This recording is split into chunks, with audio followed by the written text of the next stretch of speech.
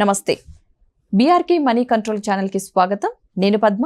ఈరోజు మనతో పాటు స్టూడియోలో ఉన్నారు founder and CEO of Realtor Oxygen legendary award winner TEDx speaker doctor Nandi Rameshwara garu. వారిని అడిగి అసలు రియల్ ఎస్టేట్లో ఎక్కడెక్కడ పెట్టుబడి పెడితే ఎలాంటి లాభాలు వస్తాయి, అసలు మనీ ఇన్వెస్ట్ ఎక్కడ చేయాలి, భూమిపై చేస్తే ఎలాంటి లాభాలు ఉంటాయి, బ్యాంకులో సేవింగ్ చేస్తే ఎలా ఉంటుంది, ప్లాట్ కానీ ఇండివిజువల్ హౌసెస్ కానీ ఏ ప్లేసెస్లో కొంటే ఎలాంటి బెనిఫిట్స్ ఉంటాయి, ఇలాంటి అంశాలన్నీ కూడా అడిగి తెలుసుకునే ప్రయత్నం అయితే చేద్దాం. నమస్తే సార్. నమస్తే. చాలా మంది ఇన్వెస్ట్ చేయాలనుకుంటారు. అమౌంట్ ఉంది, భూమి మీద ఇన్వెస్ట్ చేయాలా లేదంటే బ్యాంకులో సేవింగ్ చేసుకోవాలనేది అర్థం కాదు, ఫిక్స్డ్ పెట్టుకోవాలని.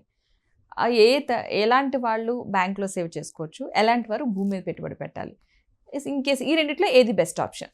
ఇవన్నీ డబ్బులు తీసుకొని చెప్పే క్వశ్చన్ ఫ్రీగా అడిగేసి చెప్పమంటే ఆ డబ్బులే దాయడానికి సార్ అవన్నీ. ఇప్పుడు భూమి, గోల్డ్, సారీ బ్యాంక్ రెండు డిఫరెంట్గా ఉన్నాయి. రెండు మంచివే, రెండు చెడ్డవే.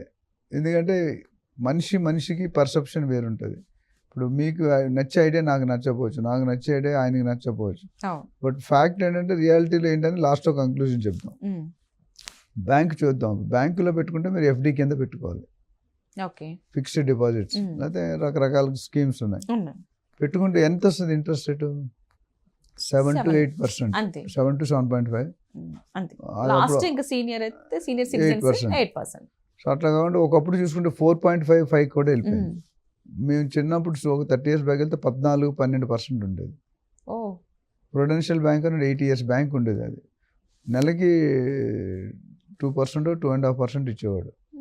ఆ 80 సంవత్సరాలు బ్యాంక్ ఎత్తేసాడు మొత్తం, కొన్ని వేల కోట్లు. సో ఎప్పుడైనా ఎక్కువ లాభం వస్తుందంటే మీరు శంకించాలి, డౌట్.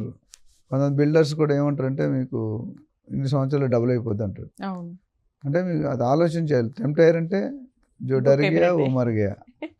సో బ్యాంక్ ఫిక్స్డ్ డిపాజిట్లో రేట్ ఆఫ్ రిటర్న్స్ చాలా తక్కువ ఉంటుంది. దానికి కొన్ని కండిషన్స్ ఉంటాయి. ఫిక్స్డ్ చేసి 5 సంవత్సరాలు లాకిన్ చేశారు, 5 సంవత్సరాల ముందు తీసుకోలేరు.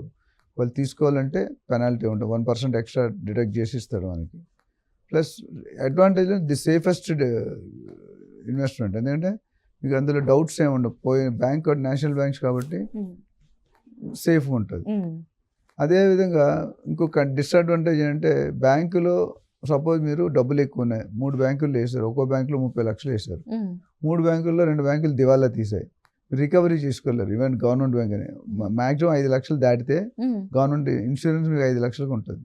అంటే మీరు 20 లక్షలు పెట్టారనుకోండి, బ్యాంక్ కుదేలు అయిపోయింది, ఓన్లీ 5 lakhs వాజ్ గ్యారెంటీడ్. మిగతా 15 lakhs రావచ్చు, రాకపోవచ్చు. So risk factor, time factor, interest factor, rate of returns, అవి దానికి ఉన్న డిసడ్వాంటేజ్.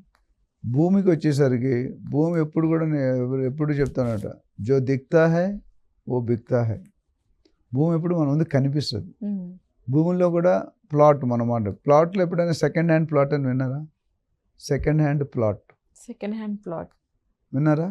లేరు. సెకండ్ హ్యాండ్ ఫ్లాట్ ఉంటుంది. సెకండ్ హ్యాండ్ అంటే యూజ్డ్, సెకండ్ హ్యాండ్ అర్థం ఏంటి? యూజ్డ్. సో ప్లాట్లో యూజ్డ్ అన్యూజ్డ్ ఏమి ఉండదు. అందుకని అది ఎప్పుడు వర్జిన్తో సమానం. ఎందుకంటే వాల్యూ పెరుగుతుంది. అందుకని హైయెస్ట్ ఫాస్టెస్ట్ రిటర్న్స్ భూమిలో పెరుగుతాయి. ప్లాట్ ఎక్కడ పెట్టు, ఇందాక మనం సిటీకి కొద్ది దూరంగా వెళ్ళిపోతే డబుల్ ట్రిపుల్ అయిపోతుంది. కానీ ఫిక్స్డ్ డిపాజిట్ ఆ ఛాన్స్ లేదు. మీరు 7% లెక్క వేసుకుంటే 12-13 సంవత్సరాలకి డబుల్ అవుతుంది. అదేదో ఇక్కడ ఢిల్లీ, హైదరాబాద్ టు ఢిల్లీ వెళ్ళినట్టు ఉంటుంది. కానీ ఇక్కడ అలా కాదు. మన తెలంగాణలో చూసుకుంటే గత 10 సంవత్సరాలు పాతగా ఉన్నప్పుడు హాట్ కేక్ లాగా పెరిగి, అంటే 10 రూపాయలు 100 రూపాయలు అయింది, 100 రూపాయలు 1000 రూపాయలు. ఇది అందరికీ తెలిసిన నగ్న సత్యం. ఎందుకు? సిటీలో బాగా డెవలప్ చేశారండి. All city people are happy with TRS. కానీ outside city nobody was happy. ఓట్లు కూడా క్లియర్ ఇండికేషన్స్. కాంగ్రెస్కి ఎక్కడొచ్చే ఓట్లు? సిటీ బయట వచ్చాయి. టీఆర్ఎస్కి ఎక్కడొచ్చాయి? ఒక్క ఓట్లో కూడా, ఒక్క సీట్లో కూడా తేడా లేదు. మొత్తం సిటీలన్నీ గుదేశారు. అవుట్ సైడ్ సిటీ ఒక్కడు కుదరదు, మిక్స్ ఉంటుంది. జనరల్ మిక్స్ లేదు.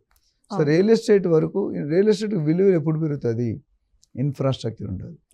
ఇన్ఫ్రాస్ట్రక్చర్ అంటే అర్థం ఏంటి? Road connectivity. బేసిక్గా road, air, metro, bus, auto, అన్ని రకాల కనెక్టివిటీ ఉంటాయి. కనెక్టివిటీ ఉంటే ట్రావెలింగ్ మొదలవుతుంది. పాన్ డబ్బా, hotel, restaurant, hospital, school, college, ఇవన్నీ కూడా పబ్బులు, క్లబ్బులు, గేటెడ్ కమ్యూనిటీస్, ఇవన్నీ కూడా ఇండస్ట్రీస్ డెవలప్ అయిపోతుంది. డెవలప్ అయిందంటే సిటీ డెవలప్. ఇప్పుడు ఒకప్పుడు మనం చూసుకుంటే కుక్కట్పల్లి ఒక 30 years బ్యాక్ వెనక్కి వెళ్తే కుక్కటిపల్లి నువ్వు పిచ్చాడు, అక్కడ ఇన్వెస్ట్ చేసి అక్కడ ఏముందని, జైంట్ ఇన్వెస్ట్ తప్ప ఏమీ లేదు, అడవి, ఎందుకు కొంటారు అన్నారు. కానీ ఇప్పుడు కుక్కటిపల్లి 2.5 లక్షలు గజం అయింది. అక్కడ కొనుక్కోలేదని ఎంతోమంది రిగ్రెట్ చేస్తారు. జూబ్లీ హిల్స్లో 1970s 11 రూపాయలు గజం ఉండేది, 11-12 రూపాయలు. అవి ఎవరు కొనేవారు కదా 40 years బ్యాక్, 40-50 years బ్యాక్. ఇప్పుడు 4 లక్షలు అయింది. 11 రూపాయలు, 11-12 కొనేవాడు ఎక్కడికి వెళ్ళిపోయాడు. అట్లా చాలా ఉండేవి. ఒకప్పుడు షాద్నగర్ అంటే పెద్ద అడవి, శంషాబాదే తెలియదు అసలు. షాద్నగర్ ఎయిర్పోర్ట్ రానంత వరకు శంషాబాద్ ఎవరు మీకు తెలుసా? నాకు తెలియదు. కానీ ఇప్పుడు శంషాబాద్ 2 లక్షలు నడుస్తుంది గజం. సో రియల్ ఎస్టేట్లో భూమిని నమ్ముకున్నాడు, భూమాతను నమ్ముకున్నాడు, ఎవ్వడూ మోసపోలేదు. అంటే you purchase illegal property. Appreciation gun shot, legally it is correct, EC కానీ లింక్ డాక్యుమెంట్స్ కానీ మార్కెట్ స్టాండర్డ్ గవర్నమెంట్ పర్మిషన్ కానీ ఉంటే కనుక ఎవ్వరూ మోసపోరు. ఎవరైతే చెక్ చేసుకుంటే తొందరపడి కొనేసి అనుకోండి, nobody can help. So real ఎస్టేట్లో నేను చెప్తాను ఏంటంటే, ఇన్వెస్టర్స్ కానీ, బయ్యర్స్ కానీ, లేదా బిల్డర్స్ కానీ, ఏజెంట్స్ కానీ, భూమాత అంత పేషెన్స్ ఉండాలి, ఆకాశం అంత ఆశ ఉండాలి. అర్థమైందా? భూమాత అంత పేషెన్స్, ఆకాశం అంత ఆశ. ఆశ ఎప్పుడైతే అత్యాశకి వెళ్తుందో చీటింగ్ మొదలవుతుంది. సీత గీత దాటితే ఏమైంది, అట్లా అయింది. అంతే కదా, ఆశ గీత దాటింది అనుకోండి, అత్యాశ, అప్పుడు చీటింగ్ మొదలవుతుంది. లాస్ట్ 1 yearలో 10 కంపెనీల పైన మూస్తారు.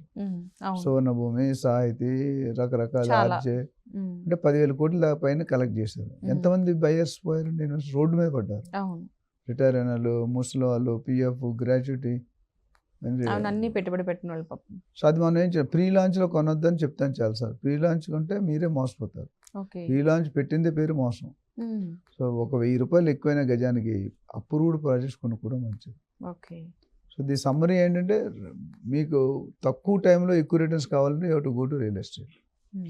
నాకు ఎంత వచ్చినా పర్లేదు, ఇందులో రిస్క్ కూడా ఉంది. రియల్ ఎస్టేట్లో ఒక 5-10% రిస్క్ కూడా ఉంది. ఒక రేట్లు పెరగకపోవచ్చు, అప్లికేషన్ అవ్వకపోవచ్చు. అక్కడ మినిమం అష్యూరెన్స్ కానీ 7% వచ్చినా అవుతుంది. బ్యాంక్ వాడికి నచ్చినా నచ్చపోయినా, మీకు నచ్చినా నచ్చపోయినా 7-8% ఖచ్చితంగా ఇయర్కి అవుతుంది. ఇక్కడ కొన్ని సందర్భాల్లో అవన్నీ సందర్భాల్లో కూడా ఎప్పుడు కూడా మార్కెట్లో మార్కెట్ రేట్ ₹1,00,00,000 ఉంటే గవర్నమెంట్ రేట్ 10 లక్షలే ఉంటుంది.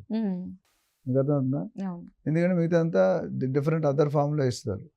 ఇక్కడికి వచ్చేసరికి ఏమవుతుందంటే, రియల్ ఎస్టేట్లో ఆ రిస్క్ ఉంటుంది. రేపు పొద్దున ఏదైనా మోసం అంటే మార్కెట్ ప్రైస్ ఎప్పుడు కూడా గవర్నమెంట్ ప్రైస్ కంటే ఎక్కువ ఉంటుంది. కొన్ని ఏరియాలో మార్కెట్ ప్రైస్ కంటే గవర్నమెంట్ ప్రైసే తక్కువ ఉంటుంది, అంటే ఎక్కువ ఉంటుంది, మార్కెట్ ప్రైస్ తక్కువ ఉంటుంది. అది దానికి so many XY number reasons ఉన్నాయి. సో ఆ విధంగా చూసుకుంటే సేఫ్టీ కావాలి, సెక్యూరిటీ కావాలంటే better to go with FD.